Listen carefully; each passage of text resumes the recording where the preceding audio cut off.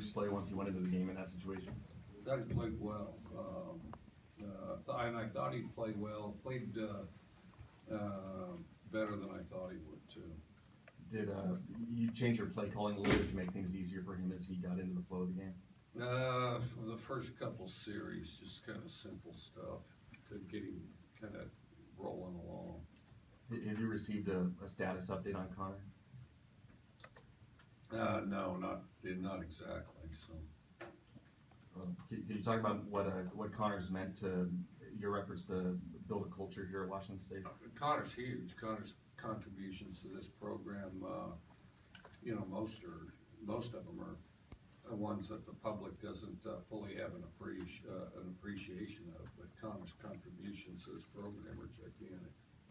Can you think of one of those contributions in particular that you think has really had an impact on the team? I think his leadership and competitiveness.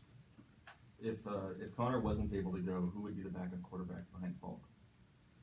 We'll cross that bridge when we come to it. What other ones you got to read off there? Mike, I know it's a inter-team thing, but you were out by Connor's side, kneeling by him. Can you give us an idea of what kind of sentiments you tried to pass on to him? Well, I mean, he's obviously very disappointed, you know, and I just try to, you know, relax him and put him in the calmest perspective I could. What did you think of Falk's leadership in this game? Thought it was good. I thought it was good. I thought he stepped up, stepped in, ready to play right away. And then in regard to the incompletions, did you think that they were more drops or more just incompletions? They were drops. They hit guys right in the chest, hands, and guts, and if they were bullets, they would have killed them. And do you think that was because of the weather or something else? I think it was mental. You always talk about playing the next play. How difficult is that when you see your team leader go down? How difficult is it to refocus after that? Well, I think there's that. I mean, us as a team needs to remain competitive when there's adversity. There's always going to be adversity in football, and you got to remain competitive. And you know, at some point, we've got to, you know, each individual play's got to be our own personal masterpiece. You know, as opposed to you roll along. You know, we're just too up and down emotionally. I mean, as far as, you know, good play, bad play, we're just all over the map. I mean, we got to take pride in each individual play and make the most out of that. And we still are result determinative in everything we do as far as you know, a play goes. I mean, plays are going to be up and down until we're just competing for the sake of competing, and instead of based on some artificial evaluation of plays, we're going to struggle. Do you think some of those mental issues, the drops in particular, do you think the situation with bowl game qualifications meant more to the team than you would have hoped it did?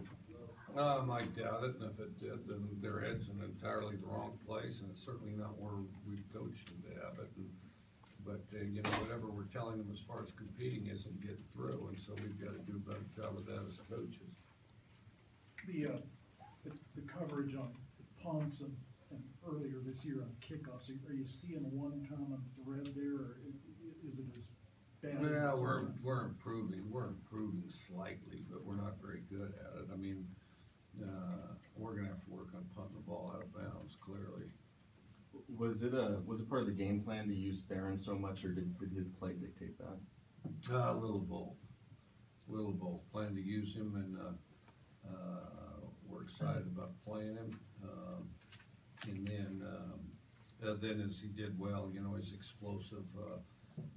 He was explosive, excited to play, and did good things. So then we played him more and more. You know, then we accelerated how much we played him.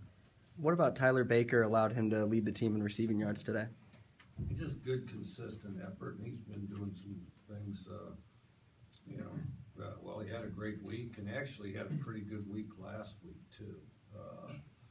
So Baker's just kind of progressively gotten better. One as he settled down, because you know, he's a guy that tries real hard, and sometimes plays too tight, over tries, and So as he's relaxed and settled down, then he's played better, you know, cause he's always been kind of a technician, precise about where he goes and how he gets there.